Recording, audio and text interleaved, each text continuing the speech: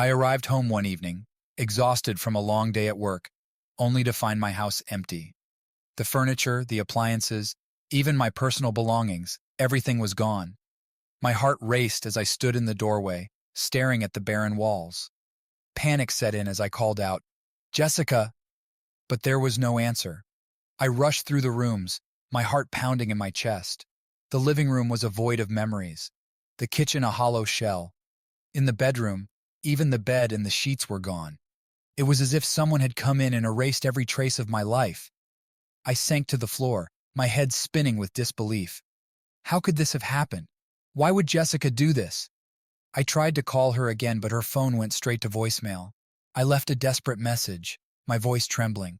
"Jessica, where are you? What happened? Call me back." I hung up and started to pace, my mind racing with questions and fears. I checked the closets and drawers, finding them all empty. It wasn't just the big items. She had taken everything down to the smallest details.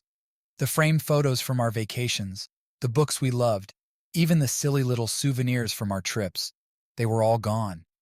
It was as if she had meticulously planned this, removing every trace of our shared life together. As the initial shock began to wear off, I felt a wave of anger and confusion. How could she do this? Why would she leave without a word? We had our disagreements like any couple, but nothing that could have prepared me for this. I needed answers, and I needed them now. I sat down at the kitchen table, one of the few pieces of furniture she hadn't taken, and tried to think. My mind was a whirlwind of emotions. I grabbed a piece of paper and started jotting down everything I could remember from the past few weeks. Had there been any signs? Any clues that I had missed? Jessica and I had been together for 5 years, married for 3. We met at a mutual friend's party and hit it off immediately. She was vibrant and full of life, always the center of attention. I was drawn to her energy and confidence, and we quickly became inseparable. We moved in together after a year of dating and got married soon after. Our life together had been happy, or so I thought. As I sat there, trying to piece together the puzzle, my phone buzzed. It was a text from my best friend, Jake. "Hey man, want to grab a drink tonight?" I stared at the message for a moment, then decided to call him instead. I needed to talk to someone, and Jake had always been there for me. "Hey Jake," I said when he answered. My voice was shaky, and I could barely hold back the tears. "I need to talk to you. It's about Jessica." There was a pause on the other end, then Jake said, "I'll be right over." While waiting for Jake, I walked through the empty house once more. Every step felt heavy, every room echoing with the absence of Jessica and the life we had built together. The silence was deafening, and the loneliness overwhelming. Jake arrived within half an hour. He took one look at me and knew something was wrong. "What happened?" he asked, his voice full of concern. "She's gone, Jake," I said, my voice breaking. "She took everything. The furniture, the pictures, even my clothes. She's just gone." Jake's eyes widened in shock. "What? How is that even possible? When did this happen?" "I don't know," I admitted, feeling helpless. "I came home and everything was gone. I've tried calling her, but her phone goes straight to voicemail. I have no idea where she is." Jake put a reassuring hand on my shoulder. "We'll figure this out, Mike, I promise. Let's start by going over everything that happened recently. Maybe there's something we're missing." We sat down at the kitchen table, and I started recounting the events of the past few weeks. As I spoke, Jake listened intently, occasionally asking questions or offering suggestions. His presence was a comfort, and I felt a glimmer of hope that we would find some answers. As the reality of the situation sank in, I felt a wave of shock and disappointment wash over me. Jessica, my wife of 5 years, had taken everything. The betrayal stung more than I could ever have imagined. I sank to the floor, my head spinning with questions. How could she do this to me? What had I done to deserve this? The memories of our life together played like a movie in my mind. Our first date, our wedding day, the vacations we took, the dreams we shared, it all seemed like a cruel joke now. I couldn't comprehend how the woman I loved and trusted could have done something so cold and calculated. As I sat there, Jake continued to ask questions, trying to piece together any clues. Was there anything unusual lately? Any arguments or changes in her behavior? I shook my head. Nothing major. We had a few disagreements, but nothing out of the ordinary. She seemed a bit distant the past couple of weeks, but I just thought she was stressed from work. Jake nodded thoughtfully. Sometimes people hide their true feelings well, but for her to take everything, there has to be more to this. The disappointment turned to anger. How dare she do this to me? I thought about all the sacrifices I had made for our relationship, the times I had put her needs before mine, and this was how she repaid me, by leaving me with nothing. I decided to call my parents and let them know what had happened. They had always been supportive of our marriage, and I knew they would be devastated to hear the news. As I explained the situation to them, I could hear the shock and sadness in their voices. "We're so sorry, Mike," my mom said. "If there's anything we can do to help, just let us know." My dad added, "Stay strong, son. You'll get through this. We're here for you." Their words of support were comforting, but they couldn't erase the pain of Jessica's betrayal. I knew I had to face this on my own and figure out what to do next. I spent the next few days in a haze, trying to come to terms with what had happened. I went through the motions of daily life, but my heart wasn't in it. I couldn't stop thinking about Jessica and the life we had built together. How could it all come crashing down so suddenly? Everywhere I looked, I saw reminders of her. The space where our couch used to be, the bare walls where our photos once hung, the vacant spot in the garage where her car had been parked. It was as if she had erased every trace of our life together. In my search for answers, I decided to go through our financial records. Maybe there was something there that could explain her actions. I logged into our bank account and started reviewing the transactions. To my horror, I discovered that Jessica had been transferring large sums of money into an account I didn't recognize. It became clear that she had been planning this for a while. The transactions were spread out over several months, and each one seemed carefully calculated. She had been siphoning off our savings, slowly but surely, until there was almost nothing left. The shock and disappointment deepened as I realized the extent of her betrayal. Not only had she taken our possessions, but she had also drained our finances. I felt like a fool for not noticing sooner. How could I have been so blind?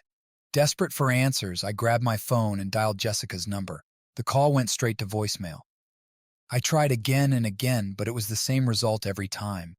Frustrated, I started calling her friends and family, but no one knew where she was or what had happened. Each call left me more confused and anxious. I felt like I was living a nightmare. With each unanswered call, my frustration grew.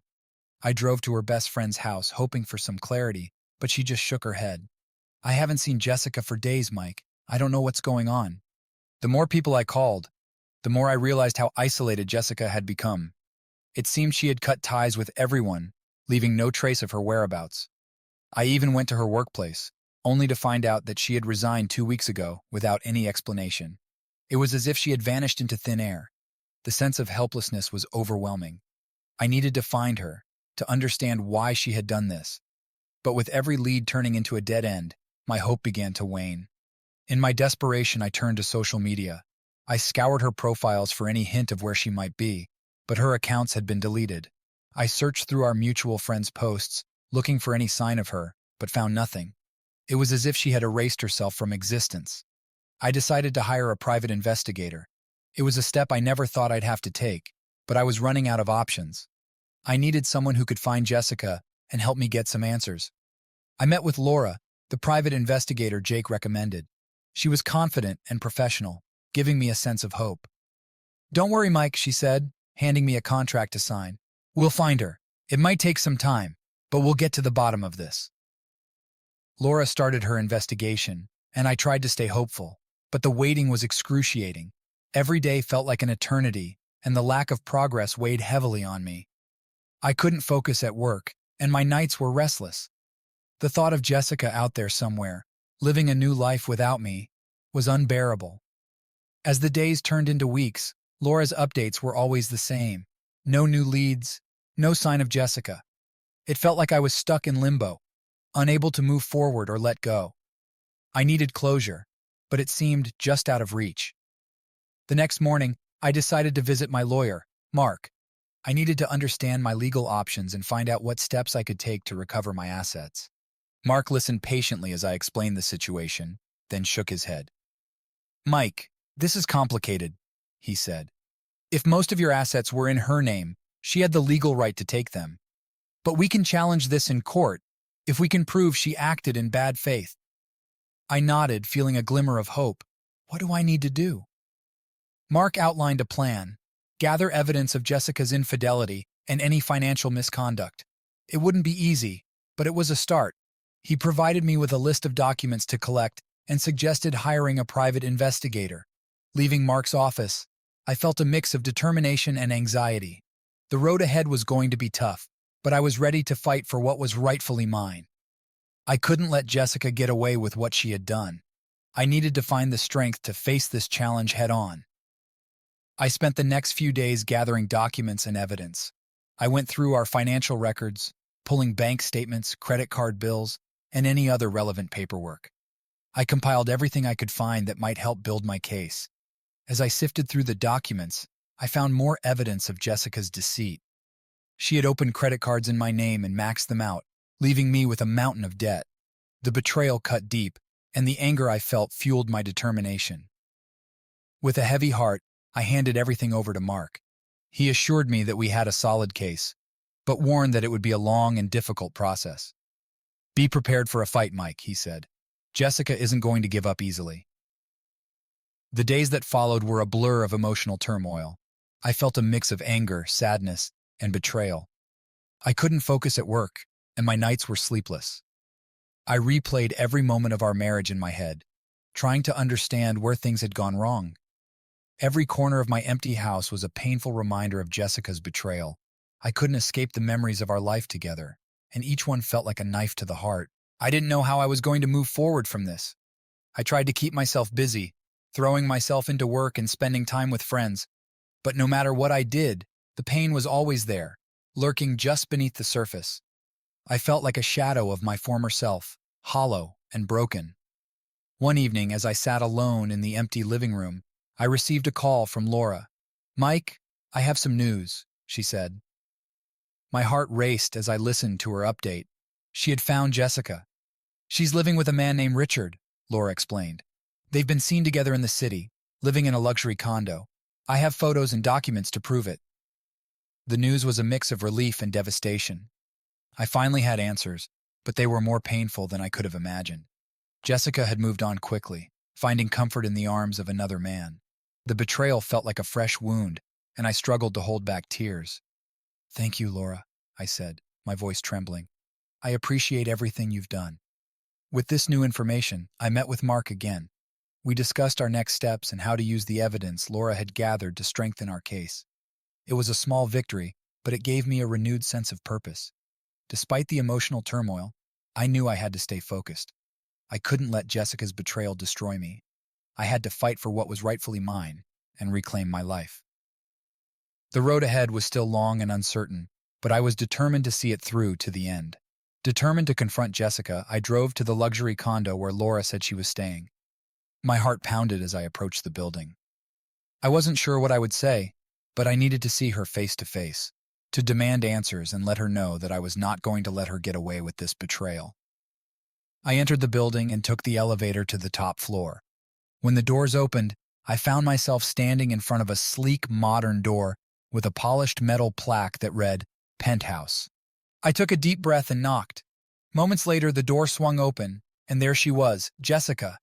She looked surprised, her eyes widening in shock. "Mike, what are you doing here, you—" She stammered, clearly not expecting me. I took a step forward, my anger barely contained. "I came to get answers, Jessica. You can't just disappear, take everything, and expect me to stay quiet." Jessica glanced over her shoulder, and I saw a man, presumably Richard, standing in the background. He looked uncomfortable but didn't say anything. I focused my attention back on Jessica. "Why, Jessica? Why did you do this? Was our entire marriage a lie?" She hesitated, then sighed. "Mike, I didn't mean for it to end this way, but things changed. I changed. I needed a different life, and I couldn't get that with you."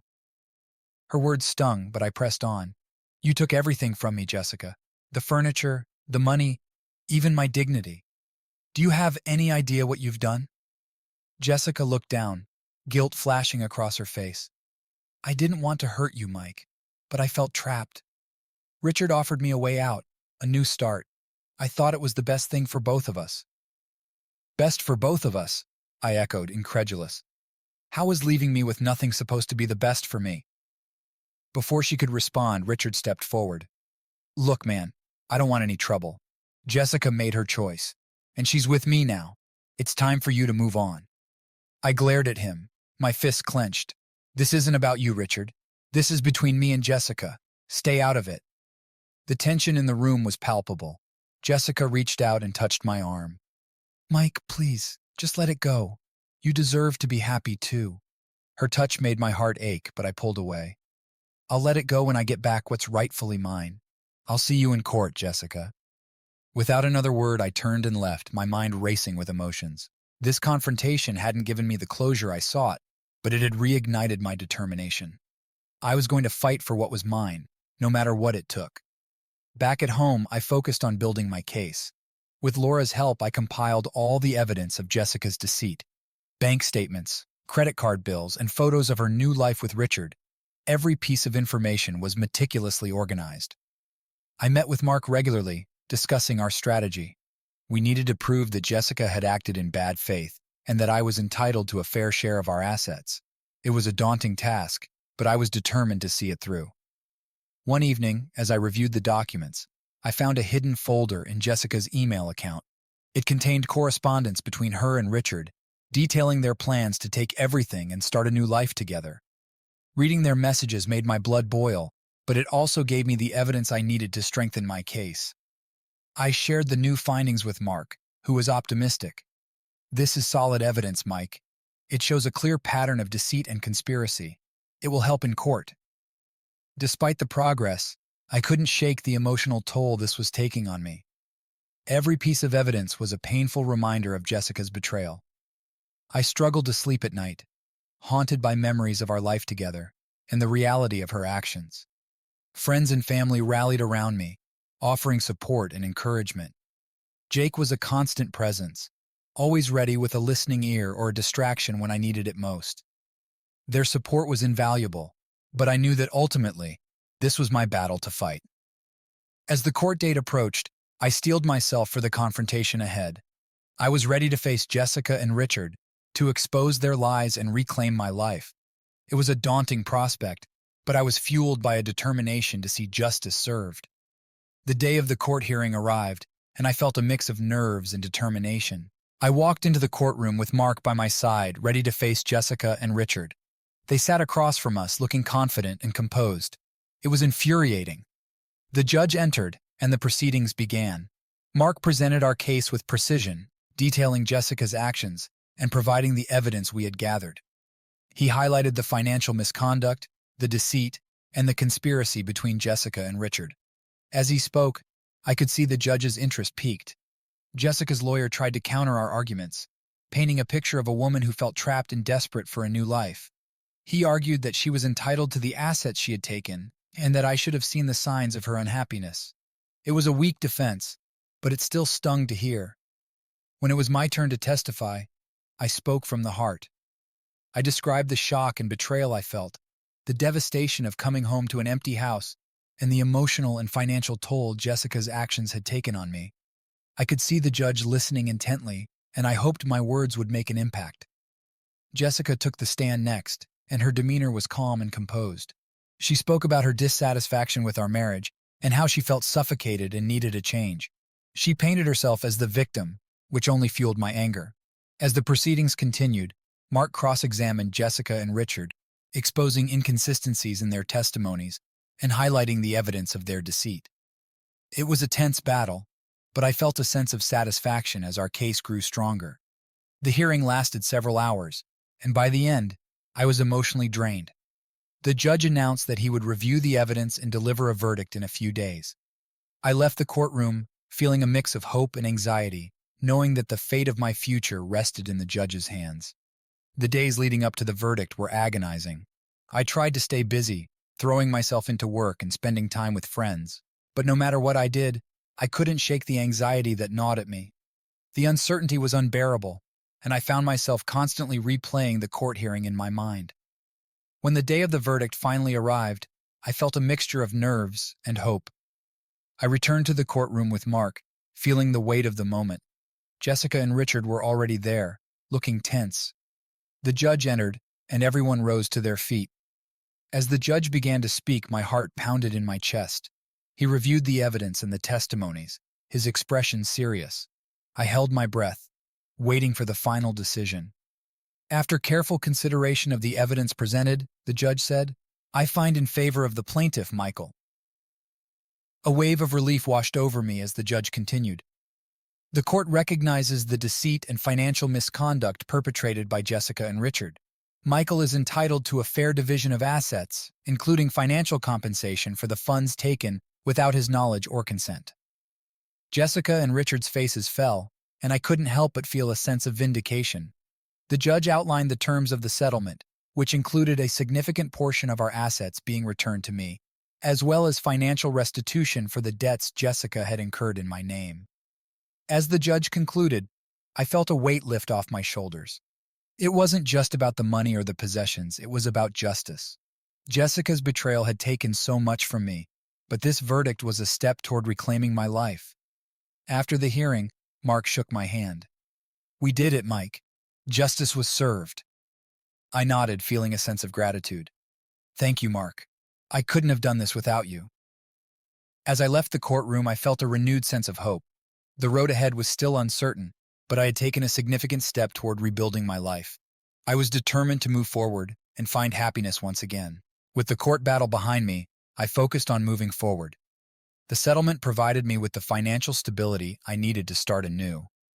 I found a new place to live, a modest but cozy apartment that felt like a fresh start. It was a far cry from the home I had shared with Jessica, but it was mine, and that was enough. I spent time reconnecting with friends and family, leaning on their support as I navigated this new chapter of my life. Jake was a constant presence, always ready to lend a hand or offer a distraction when I needed it. His friendship was invaluable, and I felt grateful to have him by my side. Work became a refuge, a place where I could focus my energy and find a sense of purpose. My colleagues were understanding and supportive, giving me the space I needed to heal. I threw myself into my projects, finding satisfaction in the challenges and successes. Despite the progress I was making, the emotional scars from Jessica's betrayal were still there. I had good days and bad days, moments of hope and moments of despair, but I was determined not to let the past define me. I sought therapy, finding solace in talking to a professional who helped me process my emotions and find ways to cope. As the weeks turned into months, I began to find a new rhythm. I discovered new hobbies, took up running, and even joined a local book club. These activities helped me rebuild my confidence and find joy in the small things. One evening, as I was settling into my new routine, I received a call from Jessica. Her voice was hesitant, and I could sense the uncertainty. "Mike, can we talk?" she asked. I hesitated, unsure of what to say. Part of me wanted to shut her out, to protect myself from more pain, but another part of me was curious, wanting to hear what she had to say. "Okay," I replied finally. "Let's talk." We agreed to meet at a nearby coffee shop.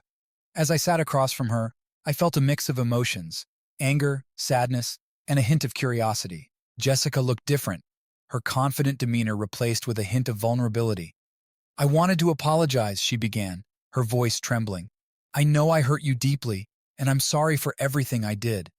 Her words were unexpected, and I didn't know how to respond.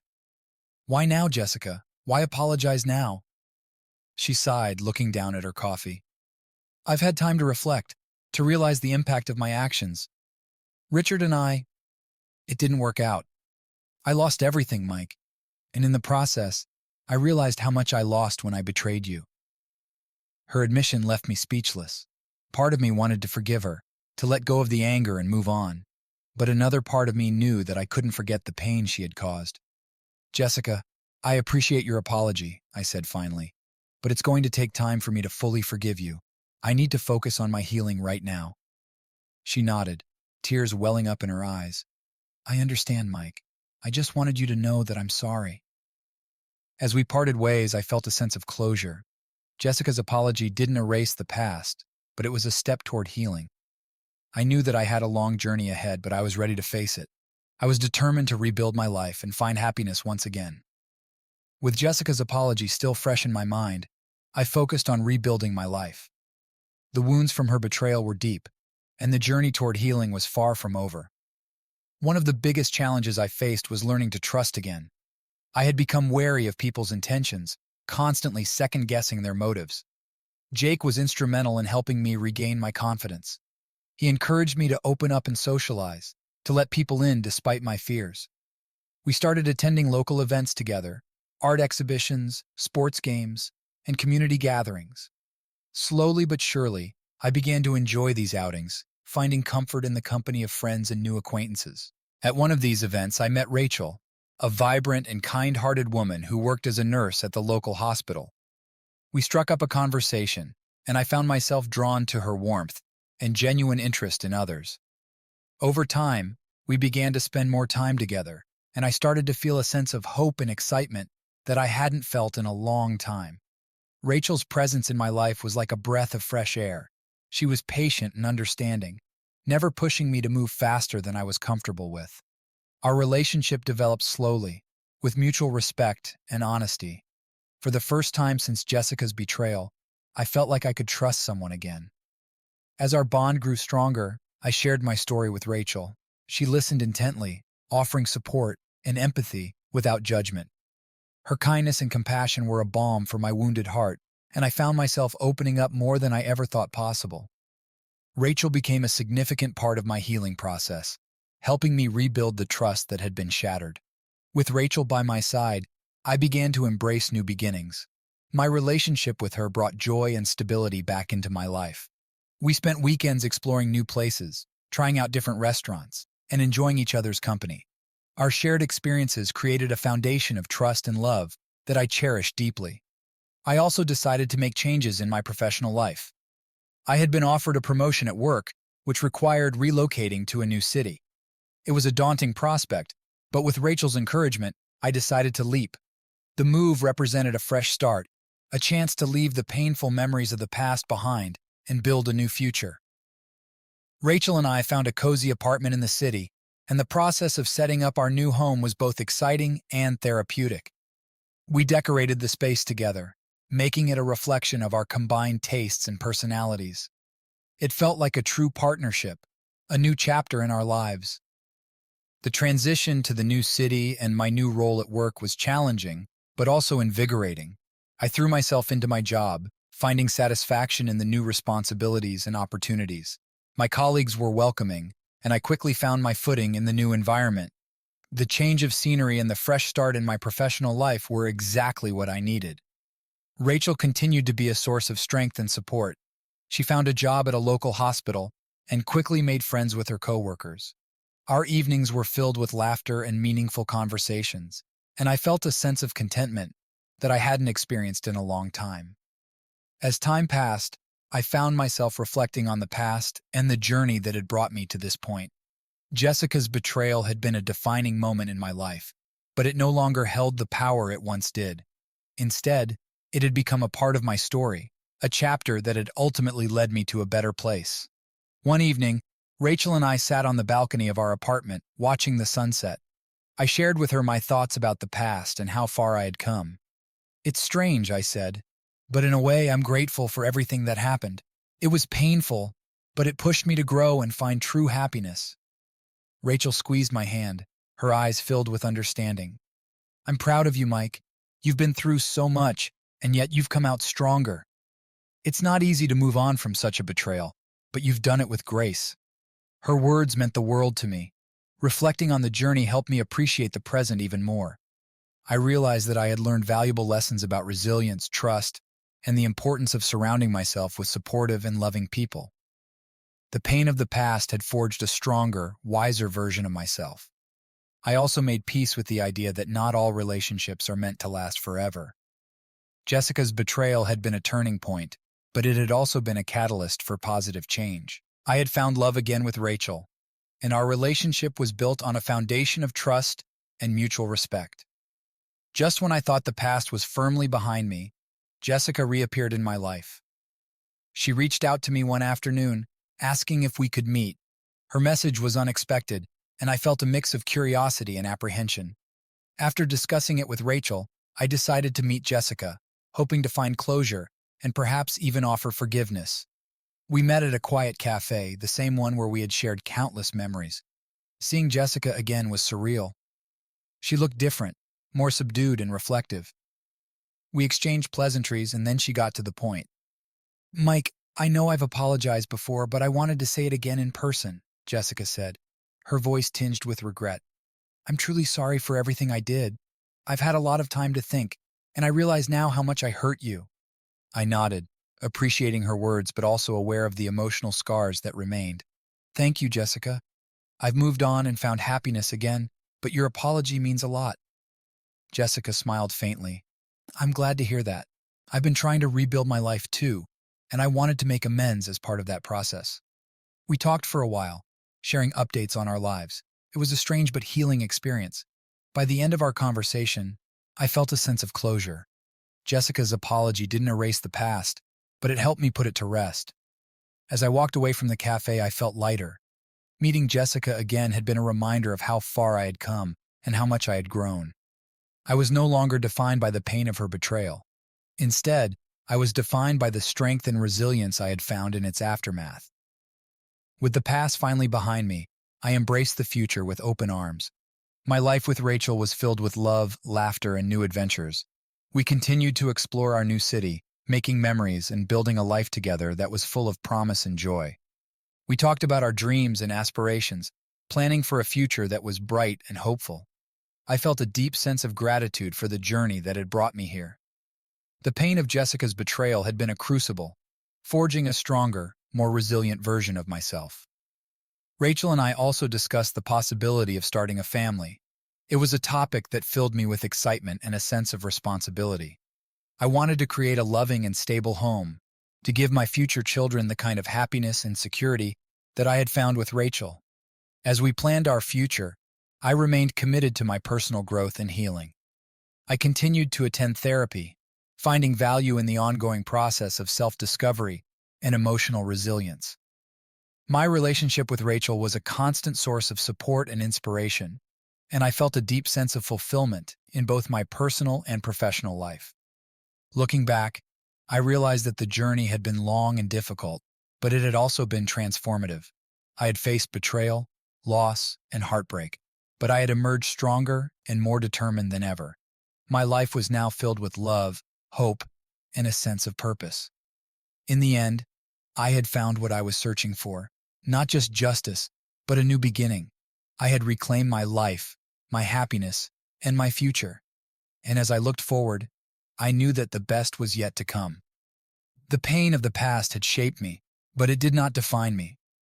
I was ready to embrace whatever the future held, with Rachel by my side and a heart full of hope.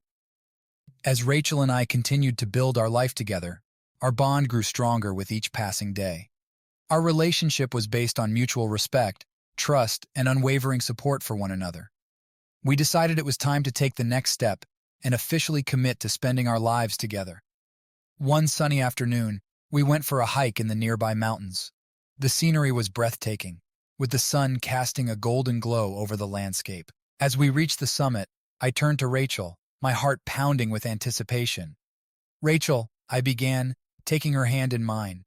"These past months with you have been the happiest of my life. You've shown me what true love and partnership look like, and I can't imagine my future without you."